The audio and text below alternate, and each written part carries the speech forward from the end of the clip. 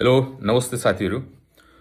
तपाईहरू बिना भिसामा यति बेला दक्षिण कोरियामा हुनुहुन्छ भने तपाईहरू अलिकति सतर्क भएर बस्नु होला कि 25/4/14 देखि 6/29 सम्म चाहिँ यो 77 दिन चाहिँ कोरियाली कानुनले विदेशी जुन चाहिँ अवैधानिक बसोबास गरेका विदेशीहरू छन् उनीहरूलाई चाहिँ तीव्र रूपमा धरपकड गर्ने कार्यक्रम राखेको छ र गरिराखेको पनि छ। यो हेर्नुहोस्, यसरी धरपकड गरिरहेको छ र तपाईहरू बिना भिसामा हुनुहुन्छ भने यति बेला सतर्क भएर बस्नु होला हैन।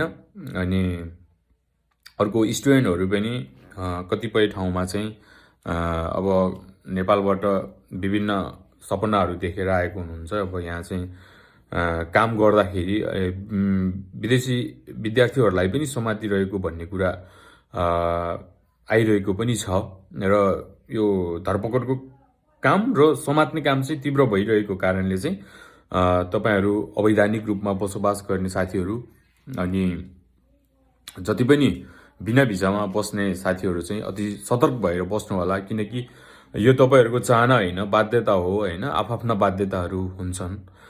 हाम्रो भनौँ न विदेशी नै हाम्रो चाहना होइन, यस्तो बाध्यता भएको कारण यसरी धरपकड गरिरहेको छ। खाना खाएकै ठाउँबाट समात्ने, कम्पनीमै आएर क्रापझाप पार्ने हैन देखि लिएर यस्तो भइरहेको छ।